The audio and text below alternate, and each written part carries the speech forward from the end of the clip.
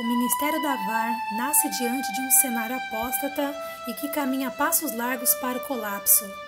Nosso compromisso é de disseminar estudos e mensagens bíblicas expositivas, sem fins lucrativos, podendo ser reproduzido inclusive em lugares públicos, sem a prévia autorização. É expressamente proibido editar, reduzir, aumentar e comercializar este projeto. Ajude a divulgar este trabalho a todos que clamam por um alimento rico e consistente, sem proselitismo religioso. Cremos apenas no Messias de Israel como centro da exposição bíblica. Que o Eterno de Israel te dê Shalom.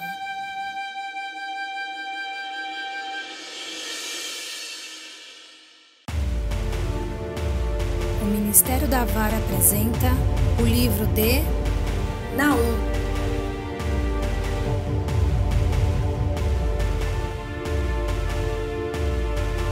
Tema: a queda de um império.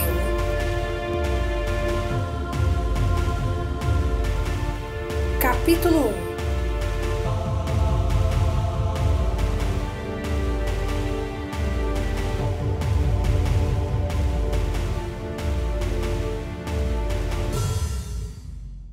Amados, nós vamos começar agora a falar sobre o profeta Naum, no capítulo 1.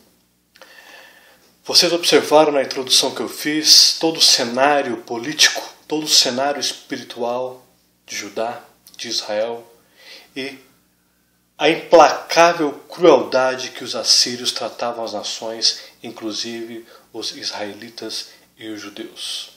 Então, no capítulo 1 agora, nós vamos conhecer outras características do Deus de Israel que não foi apresentada ao profeta Jonas.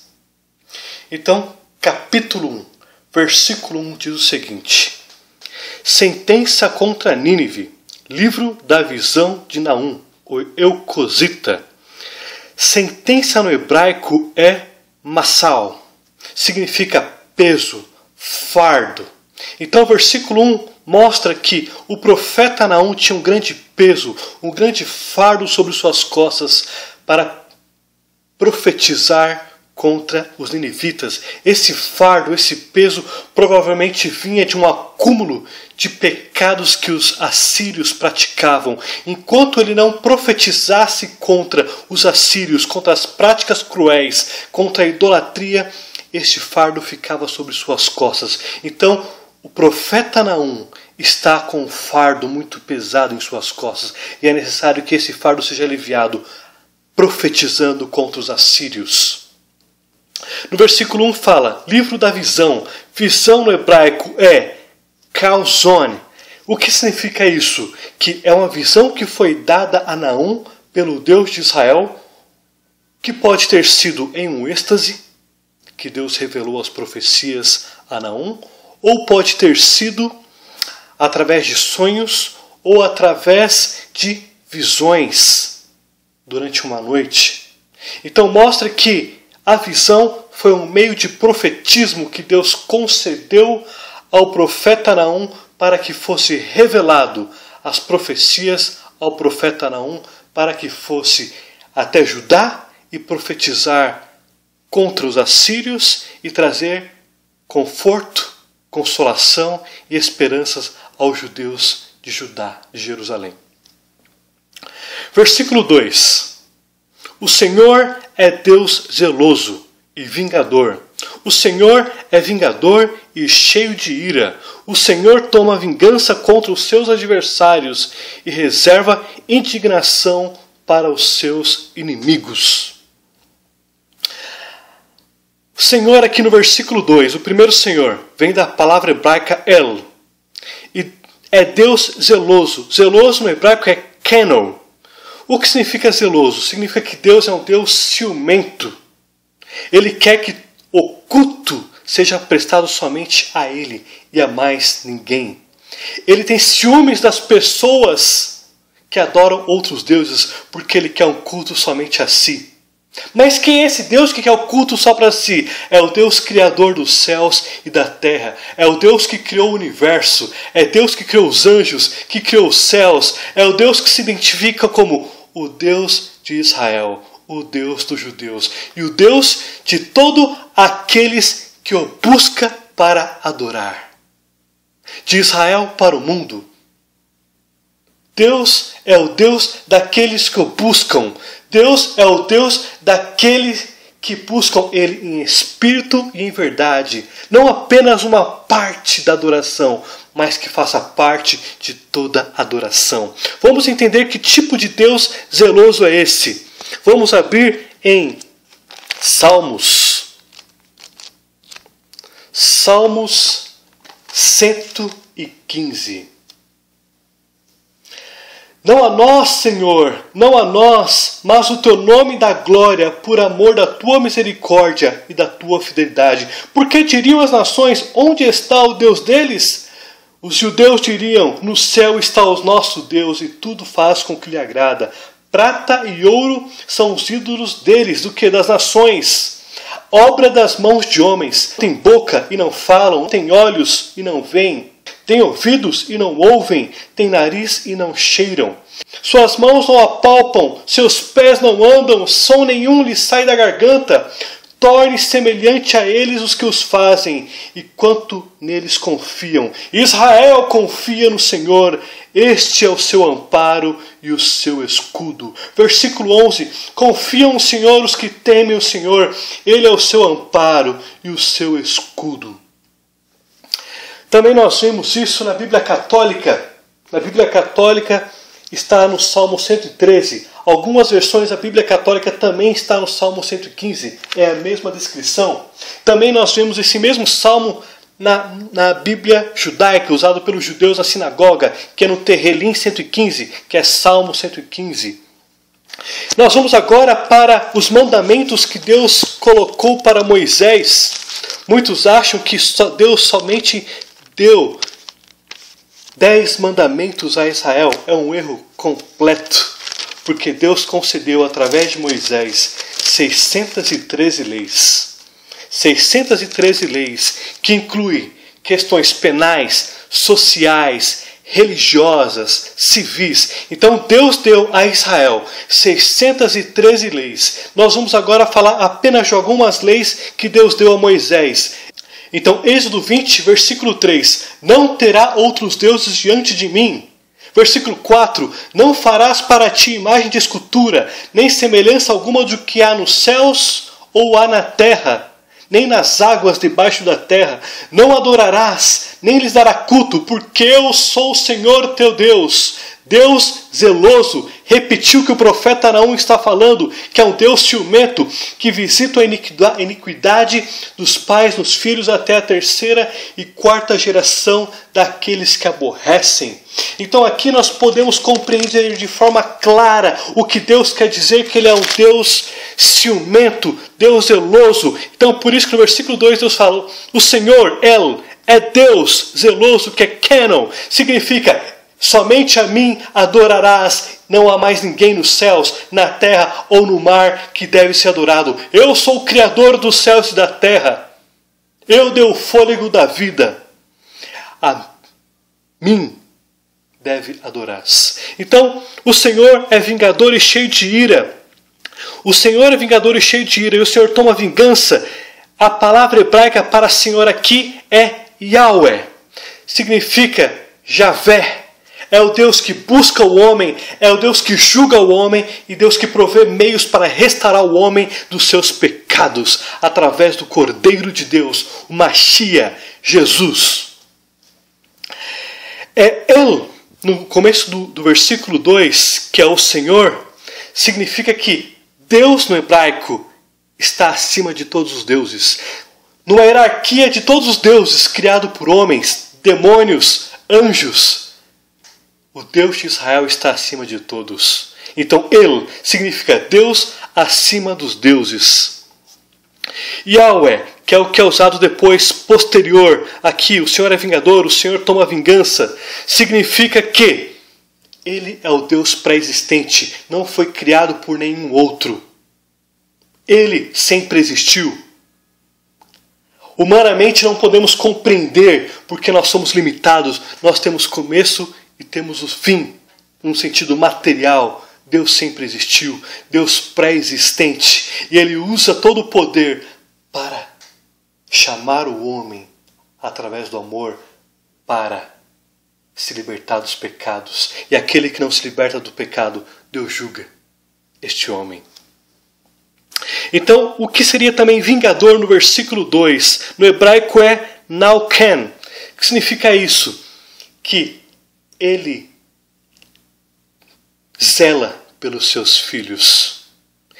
Ele é longânimo, ele demora em irar-se, mas ele vinga as práticas que são feitas contra os seus filhos. Seria como um cenário aqui de uma mãe para proteger os seus filhos. E esse vingador quer dizer o seguinte: mexeu no filho do Deus de Israel, vai se encontrar com o Pai vingador.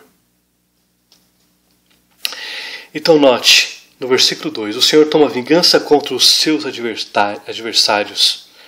O Senhor toma vingança contra os seus adversários e reserva indignação para os seus inimigos.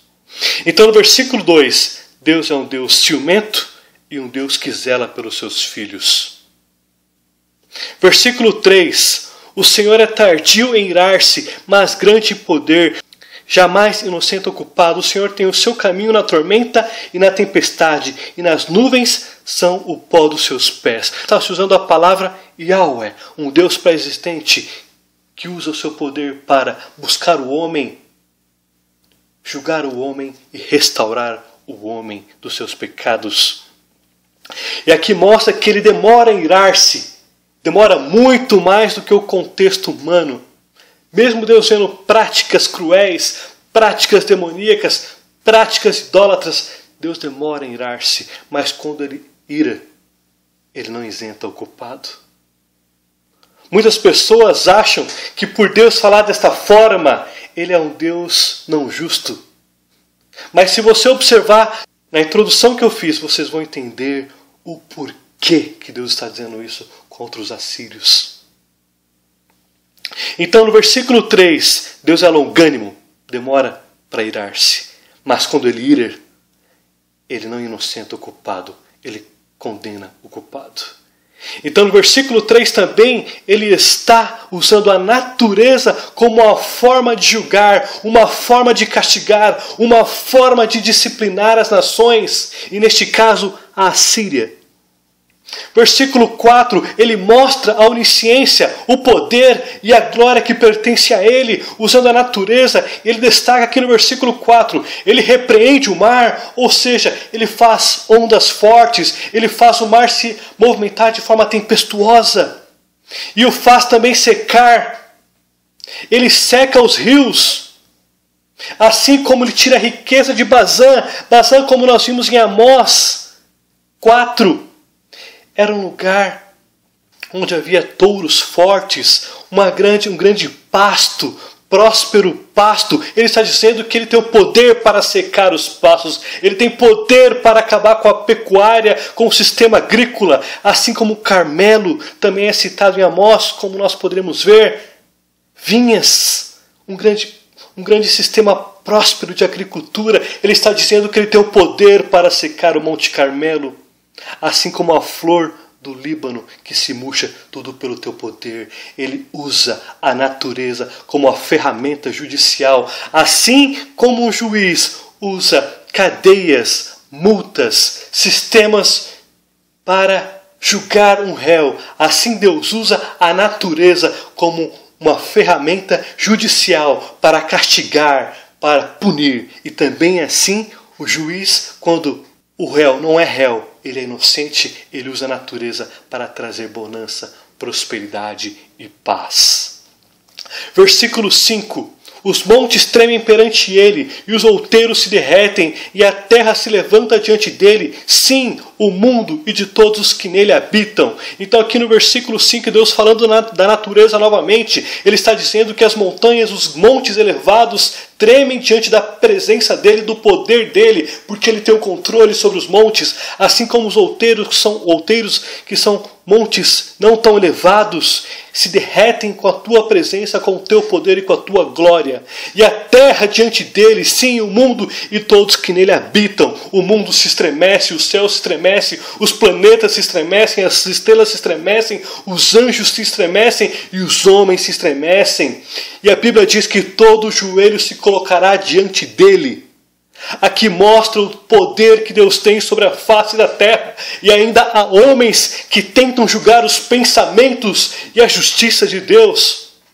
E ouço ainda outros dizerem que o Deus do Antigo Testamento não é o Deus do Novo Testamento. Então nós vamos agora para Apocalipse, para ver se realmente o Deus do Antigo Testamento não é o Deus do Novo Testamento. Então nós vamos agora para Apocalipse, capítulo 19, versículo 17 ao versículo 21. Então viu um anjo posto em pé no sol e clamou com grande voz, falando a todas as aves que voavam pelo meio do céu: Vinde, reuni-vos para a grande ceia de Deus, para que comais carne de reis, carne de comandantes, carne dos poderosos, carne de cavalos e seus cavaleiros, carne de todos os carnívoros, quer escravos, assim pequenos como grandes, e vi a besta e os reis da terra com seus exércitos congregados para pelejarem contra aquele que estava montado no cavalo e contra o seu exército.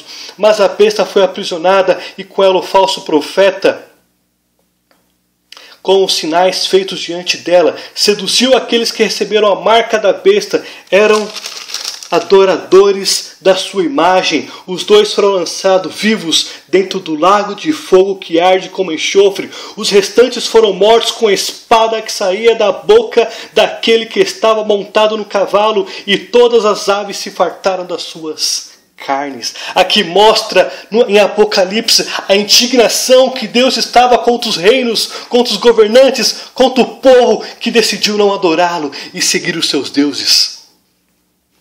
O livro de Apocalipse, Novo Testamento, detalha muito mais quem é esse Deus que quer um culto só para si. Detalha muito mais os eventos e como Deus tratará aqueles que não querem o Criador dos céus e da terra. Versículo 6.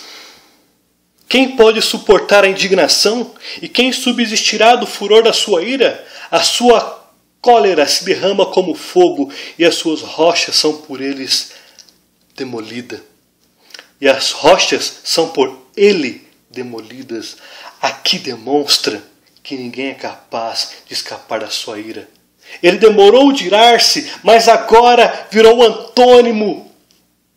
A sua ira agora é totalmente oposto da sua longanimidade. Ninguém é capaz de aguentar esse Deus de poder, esse Deus de fogo, esse Deus de juízo. E aqui no versículo 6 mostra que a ira de Deus ela é manifestada com fogo. Depois nós vamos ver nos seguintes versículos que mostra que os assírios foram julgados com fogo, com água. E as rochas se estremecem perante o seu poder. Versículo 7, o Senhor é bom, é fortaleza no dia de angústia e conhece os que nele se refugiam. Então note, no versículo 2, Deus é zeloso, ciumento e vingador. No versículo 3, é um Deus totalmente longânimo, mas quando ira-se, não inocente ou culpado. No versículo 4, 5 e 6, ele é o Deus que tem um poder sobre a natureza. No versículo 7, ele é um Deus bom, ele é um Deus justo. E ele é fortaleza para as pessoas que nele se refugiam, para as pessoas que nele se prostem para adorá-lo. E no versículo 8, mas com inundação transbordante acabará de uma vez com o lugar dessa cidade, e com trevas perseguirá o Senhor os seus inimigos. Então note, Naum foi até Judá, ele nasceu no norte, naquela região noroeste do Mar da Galileia, perto de Zebulon, de Naftali. Ele desceu até a região de Judá, Jerusalém, e ali ele profetizou, trazendo conforto aos judeus que estavam no medo constante dos assírios invadirem e massacrá-los e tratar de forma cruéis. Deus está dizendo que Ele é bom e Ele é refúgio para aqueles que buscam refúgio nele. Ele está dizendo que Ele inundaria, Ele transbordaria de água, no versículo 8, a Assíria. Ele está dizendo que a Assíria, ela seria julgada com trevas de forma eterna. Não haveria mais luz para a Síria. Aqui Deus está dizendo que, de fato, Ele consumirá a Síria. E Ele livraria os judeus que estavam em Judá, Jerusalém, dessa tenebrosa nação cruel.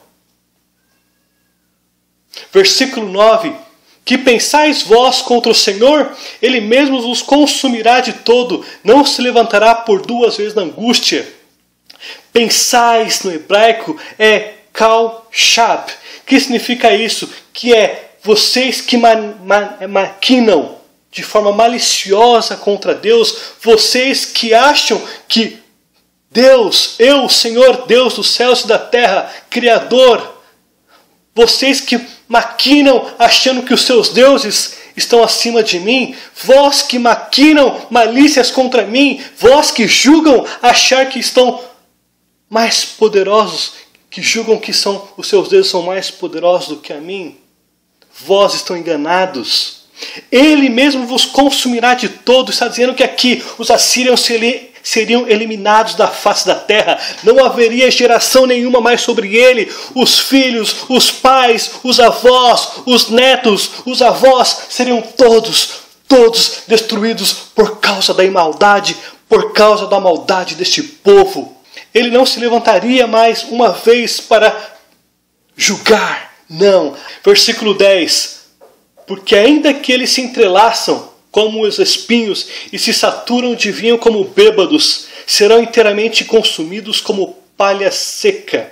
Então nós vimos aqui que mesmo que os assírios estivessem se escondendo ou estivesse tão amarrado que de forma que não conseguisse tirar eles desse emaranhado de espinhos, mesmo assim, ele pegaria esse emaranhado inteiro de espinhos e colocaria fogo. Esse emaranhado de espinhos era usado para colocar fogo na antiguidade. Então está dizendo, mesmo que eles estejam tão emaranhados entre os espinhos ou com espinhos, mesmo assim não isentarei eles da morte e da destruição. E note que quando os assírios foram capturados pelos babilônicos, eles provavelmente foram encontrados bêbados. Eles deviam estar em festas, em orgias. Tanto que a arqueologia mostra muitos artefatos, muitos desenhos deles bebendo e pouquíssimo comendo. Note, eles estavam vivendo de forma devasta sobre o álcool. Eram bêbados. E os babilônicos pegaram justamente eles neste momento, onde eles faziam festas e se embebedavam. E está dizendo aqui o seguinte, que eles seriam destruídos com fogo. Então note, Deus usaria esse emaranhado de espinhos, que é o salbek, que é no hebraico, para queimar. E eles seriam pegos bêbados. Versículo 11. De ti, Nínive, saiu um que maquina o mal contra o Senhor, um conselheiro vil. Mas o que isso quer dizer? Aqui o versículo 11 está falando sobre Senaqueribe, está falando sobre um líder sírio, um líder ninivita que estava maquinando o mal contra Judá e contra as nações. Deus não julga o homem ou os homens apenas pelas ações, mas Deus julga os homens pelos seus pensamentos. Nós vamos agora em Reis, capítulo 18, versículo 25. Acaso subi eu agora sem o Senhor contra este lugar, para o destruir? Pois o Senhor mesmo me disse, sobe contra esta terra e destrói. Aqui, Senaqueribe, e seus líderes de confiança subiram até ajudar para atormentá-los e dizer que Senaqueribe e os assírios invadiriam Judá e tomariam a cidade. E aqui Senaqueribe está dizendo que o próprio Deus de Israel, o próprio Deus dos judeus, está dizendo que o Deus dos judeus disse a Senaqueribe que ele quer que Judá seja destruído. Aqui Senaqueribe está maquinando maldade, está mentindo em nome de Deus. Ele está dizendo algo que Deus não disse. Aqui em 2 Reis, capítulo 18, depois você pode ler com mais calma sobre o rei Ezequias. Então aqui mostra que a maldade de Senaqueribe não era apenas nas ações, mas era no pensamento. E nós podemos compreender aqui mais detalhado quem é esse Deus que julga o homem pelo que pensa. Vamos ver em Salmo 139. Senhor, tu me sondas e me conheces. Sabes quando me assento e quando me levanto. De longe penetra os meus pensamentos e esquadrinha o meu andar e o meu dentar e conhece todos os meus caminhos, ainda que a palavra não chegou à língua. Tu, Senhor, já o conheces. Isso aqui foi um salmo de Davi que mostra a onisciência, o poder que Deus tem sobre todas as coisas. E aqui mostra a onisciência de Deus, que Deus conhece o mais íntimo do coração humano. Ele sabe antes de ser soltado a palavra o que vai ser dito. E também mostra a onipotência do Deus, que Ele tem o controle sobre todo o universo, sobre a terra e sobre toda a sua criação. Então aqui mostra que Deus sondou o coração de Senaqueribe e viu que ele era um conselheiro vil, alguém que maquinava contra o mal. Versículo 12. Assim diz o Senhor, por mais seguros que estejam e por mais numerosos que sejam, ainda assim serão exterminados e passarão. Eu te afligi, mas não te afligirei mais. Aqui mostra novamente Deus enfatizando que não haveria mais tolerância para os assírios. Ele destruiria todos os assírios de uma vez só. E não haveria mais descendência, não haveria mais linhagem dos assírios, de tão maldosos que aquela nação era. Então ele está dizendo, Judá, Jerusalém, fiquem calmos, porque eles não se levantarão mais contra vocês, porque eu exterminarei eles de forma tal que vocês poderão ficar em paz. Versículo 13. Mas sobre ti, Judá, que quebrarei o jugo deles e romperei os teus laços. Aqui os laços são impostos. Judá estava debaixo de um regime de impostos que a Síria colocou sobre eles. Vamos lá agora para Reis novamente, para saber quando começou esse sistema de impostos cobrado da Síria para os judeus. Então aqui em 2 Reis, capítulo 15, versículo 19, aqui começa as primeiras invasões tributárias, políticas dos assírios a Israel. E diz o seguinte no versículo 19, versículo 20. Então veio Pul, rei da Síria, contra a terra. Menahem deu a Pul 1000 talentos de prata, para que este o ajudasse a consolidar o seu reino. Menahem arrecadou este dinheiro de Israel para pagar o rei da Síria, de todos os poderosos e ricos, 50 ciclos de prata por cabeça. Assim voltou o rei da Síria e não se demorou ali na terra. Então, aqui, os assírios, representados por esse Pul é Tiglat-Pileser III. Então, aqui, os assírios começaram a cobrar de Israel. E também depois começou a cobrar de Judá e de Jerusalém. Então, um modo que os assírios prosperavam, eles cobravam altos impostos das nações, assim como de Israel, assim como de Judá, assim como da Síria, assim como da Babilônia, assim como do Egito, assim como dos etíopes. Então eles prosperavam em cima dos impostos que eles cobravam das nações, que eles subjugavam, que eles dominavam, que eles tinham poder militar sobre eles. Então, no versículo 13, Deus está dizendo o seguinte: eu romperei esses teus laços com eles, vocês não pagarão mais impostos, vocês não serão mais subjugados por eles. Versículo 14. Porém contra ti, Assíria, o Senhor deu ordem que não haja posteridade que leve o teu nome. Da casa dos teus deuses exterminarei as imagens de esculturas e de fundição. Farei o teu sepulcro, porque és vil. Aqui mostra que o líder aqui da Assíria seria destruído. Assim, os deuses que eles serviam seria testemunha do que o Deus dos deuses, o El, faria com o líder e faria com a Síria. No versículo 13, só complementando aqui, os impostos seriam cessados de imediatos. No versículo 14, algo futuro. Não era algo imediato, demoraria alguns anos para se cumprir. Então os impostos cessariam em questão de horas ou dias. E no versículo 14 demoraria mais alguns anos. Então aqui no versículo 14 nós vamos agora para 2 Reis novamente, que fala como foi a morte de Senaqueribe. Foi exatamente o cumprimento profético dito por Naum. Nós vamos para 2 Reis. Nós vamos agora para 2 Reis, capítulo 19, versículo 37.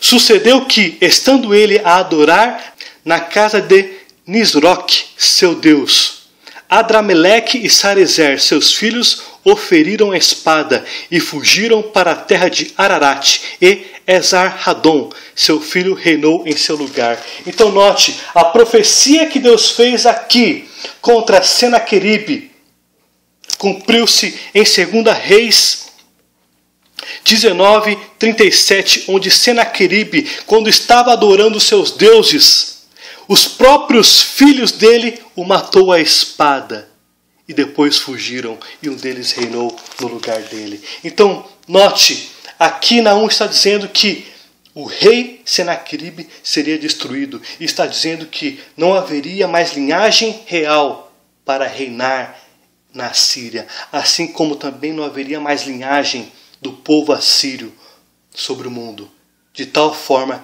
que seria exterminado. Tanto o rei quanto a sua dinastia, como os seus deuses seriam exterminados. E por fim, nós vamos agora para o versículo 15. Eis sobre os montes os pés do que anunciam boas novas, do que anuncia paz. Celebra as tuas festas, ó Judá, cumpre os teus votos, porque o homem vil já não passará por ti, ele é inteiramente exterminado. Note que Deus enfatizou tantas e tantas vezes que os assírios seriam exterminados de vez. Tamanha era a ira por causa das práticas cruéis que os assírios faziam com as nações e com os judeus. E aqui está usando o termo do que anuncia a paz. Anuncia a paz é citado por Isaías. Isaías 52:7. Outro profeta, o profeta que teve o seu ministério no período do rei Ezequias. Então no versículo 7 diz o seguinte: quão formosos são sobre os montes os pés dos que anunciam as boas novas, que faz ouvir a paz, que anuncia coisas boas, do que faz ouvir a salvação, que diz a Sião, o teu Deus reina. Aqui o profeta Isaías está usando esse versículo. Ela é dirigida para os judeus que sairiam do cativeiro babilônico. E aqui está dizendo que abençoados são as pessoas que profetizam paz e que anunciam salvação através do Messias, através do Deus de Israel. Bem-aventurados são. Então aqui o profeta Naum está usando essa mesma fala para dizer o seguinte: Judá, Jerusalém, vocês estão libertos dos assírios. Festejem, comemorem, Judá, façam seus votos, se alegrem-se diante de mim, porque eu os livrei diante desses homens maus, deste homem vil que foi Senaqueribe. E agora se alegrem, fiquem em paz, porque eu sou o Deus que zelo por vocês, meus filhos. Eu sou o Deus que zela por vocês. O apóstolo Paulo usa esse mesmo termo, anuncia a paz, em Romanos 10:15. Romanos 10:15. E como pregarão se não forem enviados, como está escrito, quão formosos são os pés dos que anunciam coisas boas. Aqui está dizendo, através do apóstolo Paulo, que bem-aventurados são as pessoas que proclamam o evangelho de salvação através do Messias de Israel, Jesus, Yeshua HaMashiach, Reb Melech, Hamoshia, o Deus, o Messias de salvação. Bem-aventurado são os que professam e anunciam a paz, que anunciam a salvação. Então, este versículo 15 aponta para a libertação dos judeus. E por fim, de uma forma dispensacional, aponta para Jesus. Aponta que os judeus serão libertos e os gentios serão libertos. Os gentios, obviamente, que crêem no Messias, os judeus que crêem no Messias serão libertos da escravidão do pecado, do reino mau que virá sobre o período do Apocalipse. E por fim, dará paz eterna a todos os homens que colocaram o Deus de Israel como centro de adoração, através do Messias, através daquele que foi prometido desde a existência do universo e do mundo, que é Jesus, para trazer salvação a todos aqueles que o buscam. E por fim, todas as profecias citadas aqui, todos esses detalhes citados aqui, cumpriu-se em 612 a.C., o qual os babilônicos invadiram a Síria e destruíram e exterminaram todos os seus povos assírios ninivitas, para nunca mais haver uma linhagem. Então, cumprimento profético realizado em 612 a.C. Baruch atah Adonai Eloheinu. Amém. Acompanhe o Ministério da VAR no Facebook. Na barra de localização digite Ministério da VAR e curta nossa página. Acompanhe as mensagens expositivas dos profetas bíblicos e também as notícias nacionais e internacionais do ponto de vista cristão. Que Jesus, o Messias de Israel, te abençoe.